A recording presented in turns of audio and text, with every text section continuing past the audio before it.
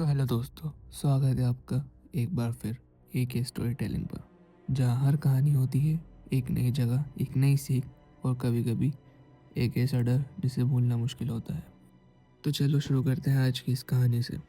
तो दोस्तों, बात है एक रात के करीब 3:30 बज रहे होंगे। मेरे को नींद नहीं आ रही थी। फोन चलाते चलाते वक्त का पता ही नहीं चला। घर में सब सो रहे थे, पूरी गली सोई हुई थी, पर भूख ने मुझे चैन से बैठने नहीं दिया। जैसे सबके साथ होता है, रात के वक्त भूख लगे और घर के आसपास कुछ खाने को मिले नहीं। मेरा घर एक ऐसे इलाके में है जहाँ रात को डिलीवरी भी अवेलेबल नहीं होती।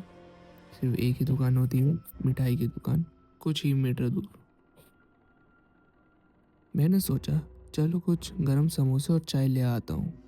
घर को बाहर से लॉक किया, बाहर निकला।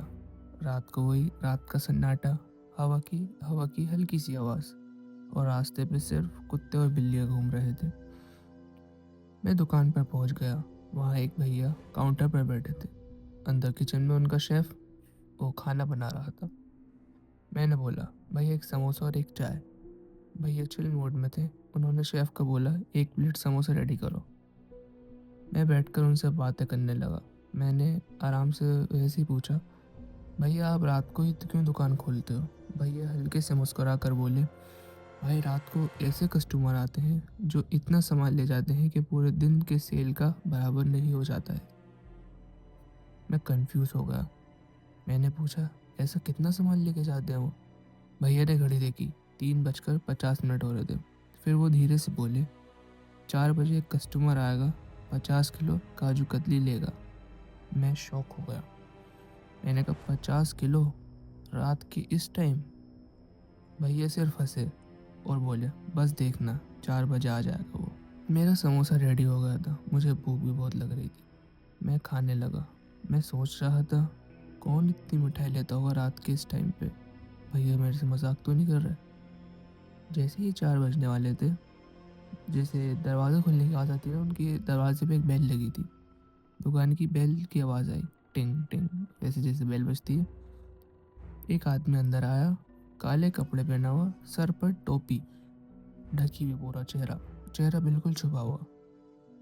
उसने भारी सी और अजीब सी आवाज़ में बोला, भाई 50 किलो काजू कतली पैक कर दो। भैया बिना कुछ बोले अंदर चले गए।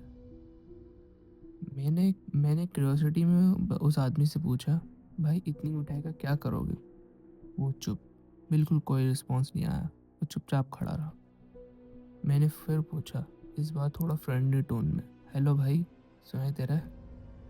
वो फिर भी कुछ नहीं बोला, बिल्कुल सीधा चुपचाप खड़ा रहा, जैसे कि वो एक स्टैचू हो।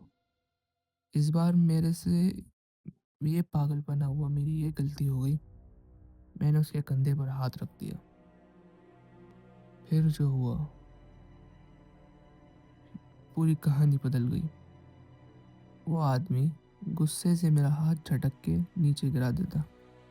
मुझे ऐसा लगा मेरे हाथ की हड्डी टूट गई। उसकी आंखें पूरी लाल हो गईं। उसका चेहरा धुंध से निकलकर सामने आया। वो आदमी नहीं था, वो एक जिन था। उसकी बॉडी से ठंड, एक अजीब सी स्मेल और हवा की आवाज़ आ रही थी। भाई वो जो थे भैया, वो अंदर से जल्दी से पैकेट लेकर आए और उन्होंने उस जिन से बोला, भाई आपका सामान रेडी है। जिन ने पैकेट लिया, उसकी आंखें नॉर्मल हुई और चुपचाप वहाँ से निकल गया। मैं शौक में खड़ा था, सांस रुक गई थी। कांपती हुई आवाज़ में भैया से पूछा, ये कौन था? ये क्या था? भैया हल्का सा मुस्कुरा कर बोले, ये रात के जिन होते हैं। रोज़ 50 किलो मिठाई मेरे से लेके जाते हैं। क्या करते हैं, कहाँ ले जाते हैं, कोई नहीं जानता। आप भी बस अपना काम करिए और इनसे पंगा मत लीजिए। उस दिन के बाद मैं रात को भूख को बर्दाश्त कर लेता हूँ, पर उस दुकान के पास कभी नहीं जाता।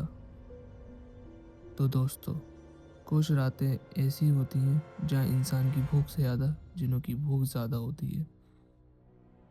अगर आपको ये कहानी पसंद आई हो तो वीडियो को लाइक करना और मेरे चैनल ए के स्टोरी टेलिंग को सब्सक्राइब करना। मिलता हूँ आपसे एक नए एपिसोड के साथ बहुत जल्द। तब तक के लिए अपना ख्याल रखना।